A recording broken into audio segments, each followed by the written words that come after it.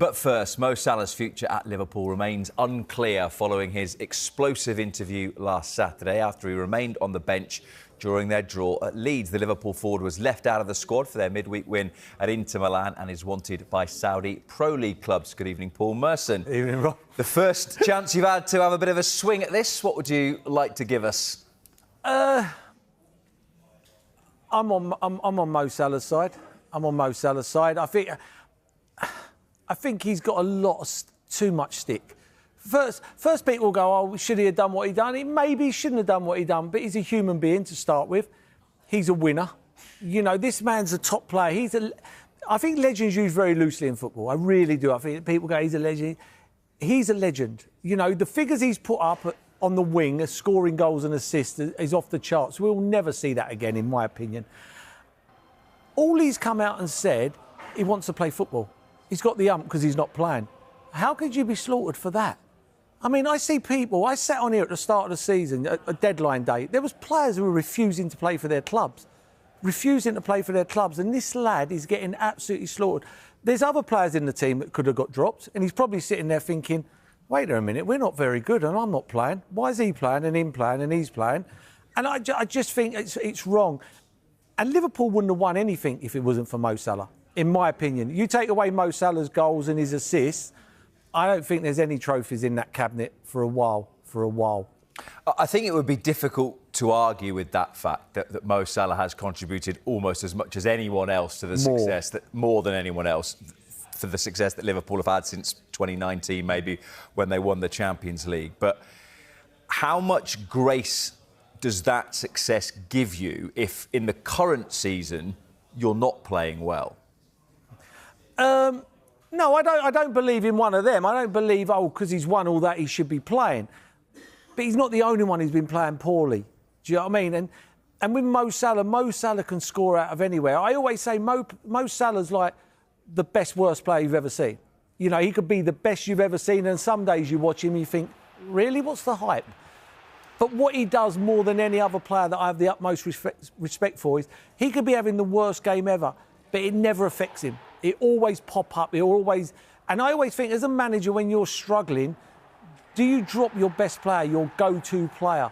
And that's where I think he's got the and I think he's just come out and been honest. And sometimes I think we live in a world away from football where we always go, footballers are like, they're a million miles away from us now. You know, they live in their own bubble. He comes out and talks to the press, to talk to the fans, and everybody slaughters him. You know, he could have left in January for free, or signed for someone in January, left at the end of the season for free, and he chose to stay. And no one can ever sit down and tell me, oh, he signed for the money, because he could have got a lot more money in Saudi Arabia, a lot more money. And I think, for me, he's sitting there at 34 years of age thinking, I want to play football. I'm coming towards the end of my career. I want to play. That's why I signed for Liverpool. He probably signed and thought, well, I'm going to play, and rightly so. He's their best player, or one of them. He isn't playing, and I think he's got frustrated. And I have no problem with that. I have no problem. I just can't believe how massive this has become. Again, I don't think anyone would disagree with the fact that there are other players out of form in that Liverpool team. And in fact, the manager has said it himself. Do you think that part of it is because he signed so many attacking players, he's got Wirtz now, Ekitike, Isak, he does have the option to try other things. Whereas Konate, because they didn't get Gehi, because Leon is injured, they sort of have to keep playing him, whether he's terrible or not. Yeah, but you're bringing in players to play on the right wing that are not better than Salah. So I don't get it. You know, it's not like you're bringing someone in and you're thinking, right, this lad's coming in and he's going to do exactly what Mo Salah can do. He can get the ball out of nothing.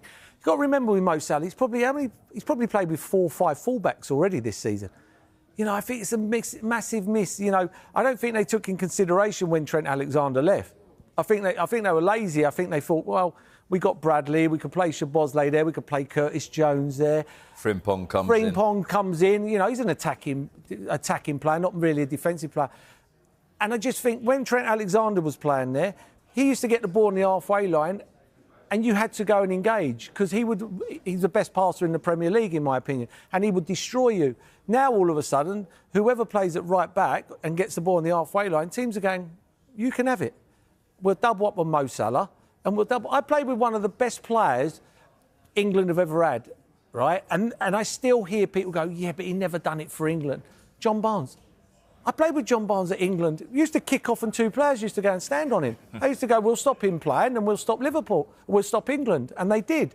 And it's exactly the same with Liverpool now. If Mo Salah don't play well, Liverpool don't win. And I just think he's took a lot of stick. I just think we're not taking consideration playing behind them full. If you're a centre-half and you're playing with a different centre-half every other week, it will affect your game. It will affect your game. And teams are doubling up on Salah. So do you think that he is a victim of the change in the circumstance at Liverpool? And as you said, there's a lot of churn, particularly behind him. I don't think you can underestimate how good Trent was, but a lot of the stuff you said there about how much he gives you as a player, that is more significant than the fact that eventually time catches up with everyone. And that and sometimes it comes a lot quicker than I think we understand as people who haven't played the game, that you can come back after a summer and suddenly it's not quite there. But you think it's more what's going on around him? I think it's that. It is that. But I sat on here on transfer deadline day and the deadline before that, and I said I wouldn't have given him £400 a week. Because you're right, what happens? Your legs go. But he's the one, because they're playing poorly. His legs could have gone and Liverpool winning every week. You wouldn't know. Do you know what I mean? Because he scores goals, big goals. I've read a report the other day, Liverpool defensively are poor now because of Mo Salah not tracking back. He's never tracked back. You know, why would you want him to come back? He puts up figures like that because you keep him up front and give him the ball. And I just think, because the defence has been so bad, I think he's taking the brunt of it. I really think he's taking the brunt of it. And I just think it's been blown so far out of proportion. Did you play Sunday morning football? Badly. Yeah, you play Sunday morning football. Yeah. I bet you when you turned up on Sunday morning, you weren't playing, you'd have the ump. Never happened. Never happened. You probably played in a bad Sunday morning team. Yeah, well, if I was getting in the team, it was bad, I can tell you. Do you know what I mean? It's like I played Sunday mornings when I first retired. When I retired, I played with my mates on a Sunday morning. I've seen players turn up and kick off like you couldn't catch your breath because they're sub. And, you know, you thinking this is one of the greatest players to ever play in the Premier League. Now, all of a sudden, we're talking about him like he's just average at best, and that's not right. Is there any scenario then, or from within the dressing room?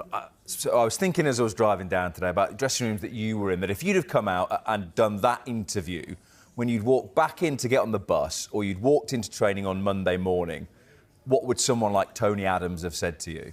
Nothing. Nothing? Nothing. Nothing. He's playing in the team. You don't know. Until you're not in the team. It's when you're not in the team. It's all right, everybody else judging him. They're all in the team.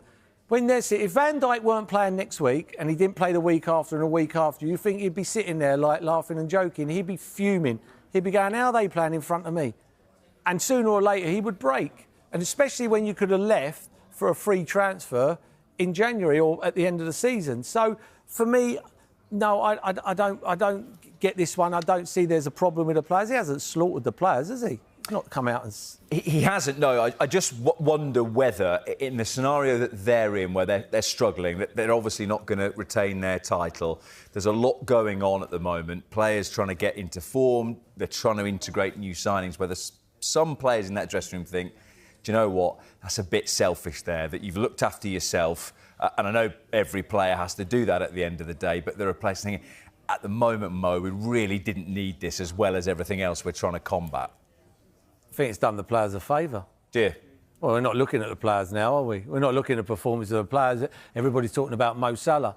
Everybody. And, you know, they beat Inter Milan and got a very good result away at Inter Milan. But before that, they failed to beat Leeds, failed to beat Sunderland. I mean, I'm not great on stats, but when was the last time Liverpool didn't fail to beat a team that just got promoted? You know, two of them. You know, so for me, it's not like they're ripping it up. If they'd have won 4-0, 3-0, 5-0 and he's sitting on the bench, I think he keeps his mouth shut. I really do. I think he keeps it zip. But when they're fouling to beat promoted teams, and Sunderland have done amazing, don't get me wrong, you're getting the ump. You're getting the ump, especially when you're not even getting on against Leeds. You know, and you're talking about the go-to man. You know, I call him the GOAT. I would call him the GOAT. I'd put him in that sort of category where I'd put him in. He's a GOAT. He scores goals, he assists goals. And it don't matter how bad he's playing, he does that. And as a manager, I think any manager in the world, when you're not doing well, your first port of call is to go back in your drawer and pick the best possible team. And if Mo Salah don't get in that team, he's better off leaving.